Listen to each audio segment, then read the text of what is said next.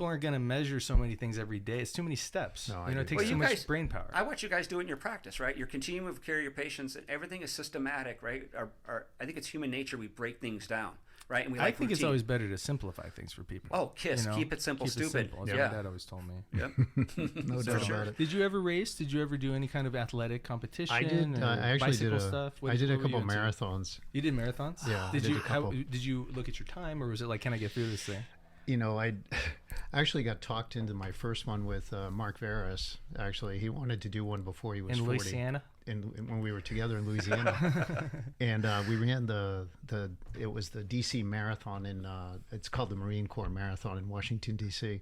You don't have to be a Marine to run it. No, not at all. If girls want to pick up on some. Oh, yeah, it was great. Yeah. We're going to find some Marine gals out there. But it was tough. I mean, that's that whole 20-mile wall is such a real thing. Did you have any problems running? Did you train?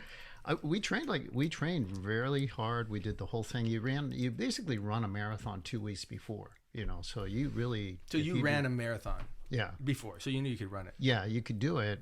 And my big mistake that I made was for that one, I bought shoes and I didn't properly break them in, and I didn't figure it out till halfway through the marathon. And my toenails. Sounds like a learning experience. Oh my God. My big toenails were black by the end of the marathon. Yeah. To the point where Mark actually had to drill my toenails when we got back to the hotel. Subungual hematoma. It was horrible.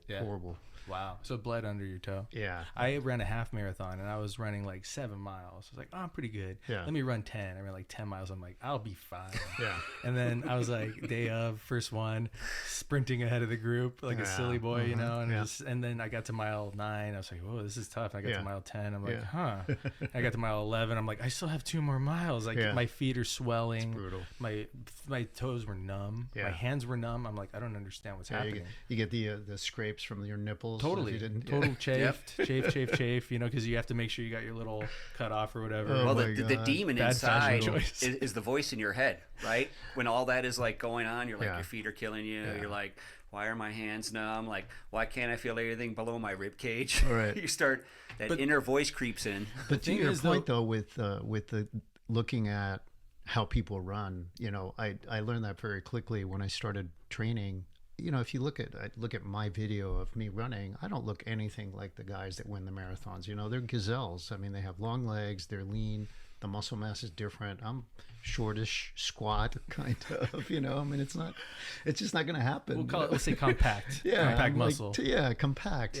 But it's just not a running. But you can still be physique. Strong. And you can still have good endurance. Yeah. You're not going to be the world leader at running, but like Usain Bolt, like these are genetic outliers, right? Exactly. So what I learned from jiu-jitsu is when you have a match against somebody, you've never met them before, and you kind of size them up. Yeah. You look at the big guys and the small guys, and then at first you're like, oh, this guy's big, he must be strong. Oh, this guy's small, he must not be strong. Yeah. That goes away quickly, Yep.